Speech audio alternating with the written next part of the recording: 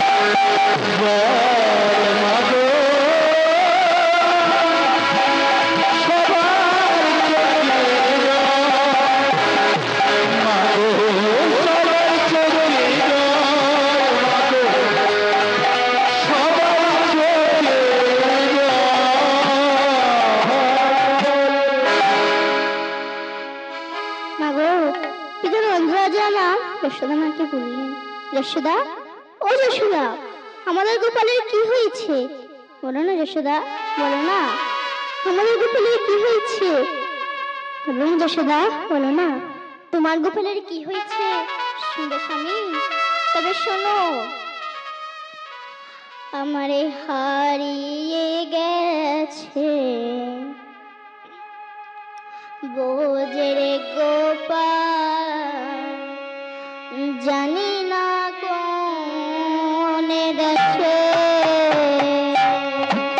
আমার হারিয়ে গেছে বোঝের গোপাল,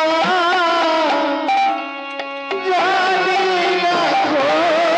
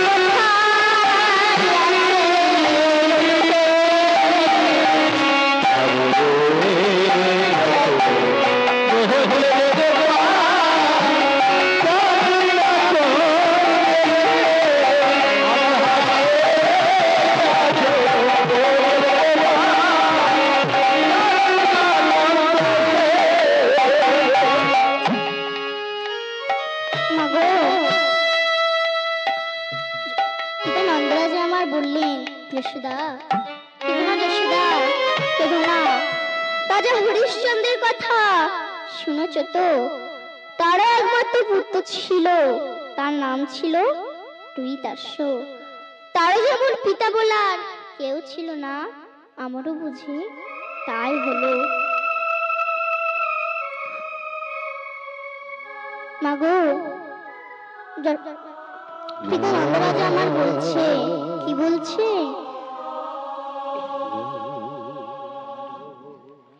মাগো, পিতা নন্দরাজা আমার বলছে। কি বলছে? চিরদিন কাহারো সমান নাহি যায়। চিরদিন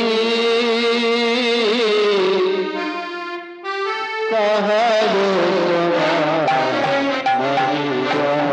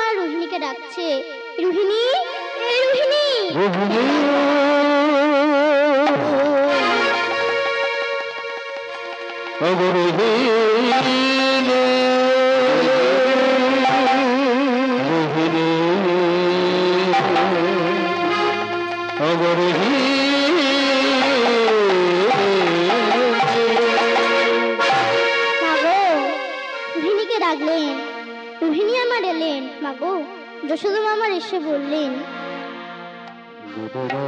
রোহিণী দেখ না, কোনো কি একটা বৈদ্য পাবি না যে আমার গোবিন্দকে ভালো করতে পারে? দেখ না রোহিণী, দেখ না যে আমার গোবিন্দকে ভালো করতে পারবে। সে যা চাইবে তাকে আমি তাই দেব, তাতেও যদি না হয় এই অর্ধেক রাজত্ব দান করে দেব, তাতেও যদি না হয় আমি এই বৃন্দাবনে দাঁড়া দাঁড়িয়ে ভিক্ষা করে এনে দেব। দেখ না, কোনো কি একটা বৈদ্য পাবি না? এই কথা বলে তিনি আমার বৈদ্য খুঁজে বেরোলেন।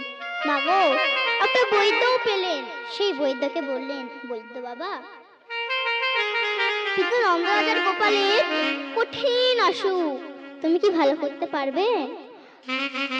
তুমি যা চাইবে যশোদা মা তাই দেবে বলেছি, আর তাতেও যদি না হয় অর্ধেক রাজত্ব দান করে দেবে।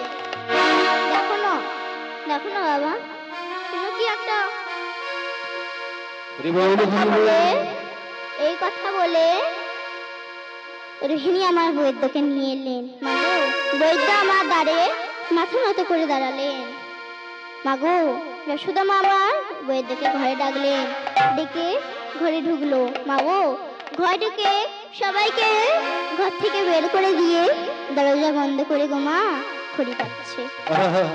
মাগো, একটু পর খড়ি পেতে ঘর থেকে বেরিয়ে এসে বলছে, না না না, এই অসম্ভব, এই রোগ আমি সারাতে পারবো না, পারবো না আমি এই রোগ সারাতে, পারবো না, পারবো না আমি এই রোগ সারাতে, পারবো না। যশোদা মা বললেন, কেন রে বৈদ্য, আমার গোপালের কি এমন অসুখ হয়েছে যে তুমি সারাতে পারবে, ভালো করতে পারবে না? তোমার গোপালের কি রোগ হয়েছে শুনবে তবে? তবে শোনো, তারে কালা জ্বরে ধরেছে, কালা জ্বরে কালা জ্বরে ধরেছে, বাঁচাইবো কেমনে করে, বাঁচাইবো কেমনে করে।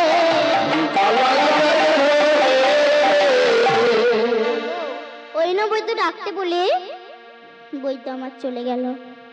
আগো যশোদা মা রোহিণীকে আবার বলছে, দেখ না রোহিণী, দেখ না আর কি কোনো একটা বৈদ্য পাবি না, দেখ না রোহিণী, দেখ না।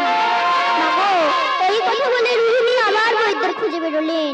এই কথা বলে রোহিণী আমার বৈদ্যর খুঁজে বেরোলেন। মাগো এক গোপাল মায়ের কোলে অচৈতন্য হয়ে শুয়ে পড়ে আছে, আর এক গোপাল বৃন্দাবনের দাঁড়ে দাঁড়ে ভিক্ষা করে বৈদ্যর বেশে ঘুরে বেড়াচ্ছে। মাগো নীলাচলে নীলা করছে, কেমন করে করছে গো মা? ঔষধ আছে গো, ঔষধ লাগবেন নাকি মায়েরা? সব রোগের ঔষধ আছে, এখানে কেন লাগবে?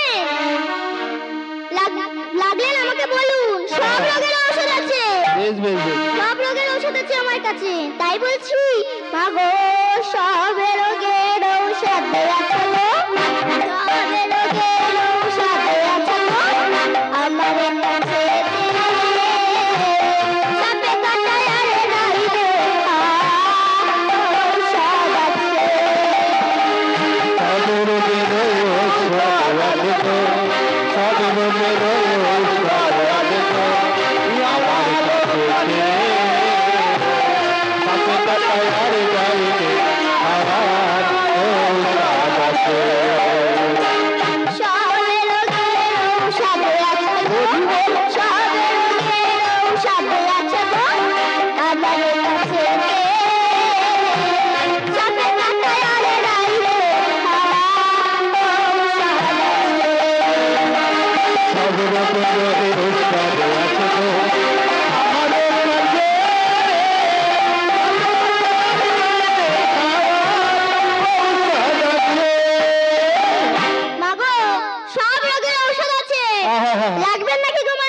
বলো বলো ও দিদি ভাইরা, যদি দরকার লাগে তোমার ওই অন্যের খুঁটে বেলা লাগবে, অনেক কাজে লাগবে। ও দাদা ভাইরা, আপনাদের এই যে বুক পকেটে গুজে রাখবেন, অনেক কাজে লাগবে। ভালো ভালো তাই বলছি, প্রেম প্রীতি ভালোবাসা যাদের মনে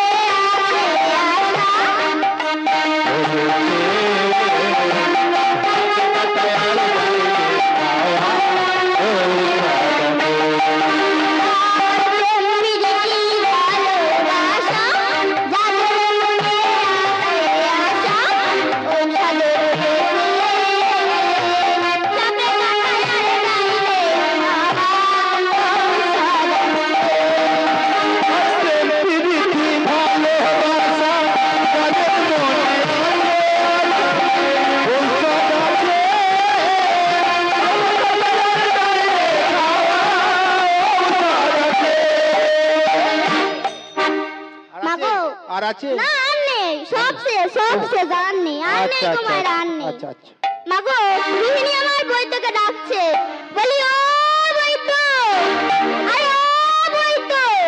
বাবা এত করে ডাকছি শুনতেই পাচ্ছে না, কালে কানা নাকি? কালা কালা। মাগো আবার ডাকছে, বলি ও বৈদ্য। আমায় ডাকছেন আমায়? হ্যাঁ, তুমি ছাড়া এখন আর কেই বা আছো? কি করে বুঝবো বলো? আচ্ছা বেশ বেশ, কি বলো? পিতা নন্দরাজার গোপালের কঠিন অসুখ তুমি কি ভালো করতে পারবে? হ্যাঁ, আমি নাকি ভালো করতে পারবো না? এই বৃন্দাবনের মহাবৈদ্য হলো আমি, আমি এই বৃন্দাবনের মহাবৈদ্য। আমি না ভালো করতে পারলে এই বৃন্দাবনের কেউ ভালো করতে পারবে না।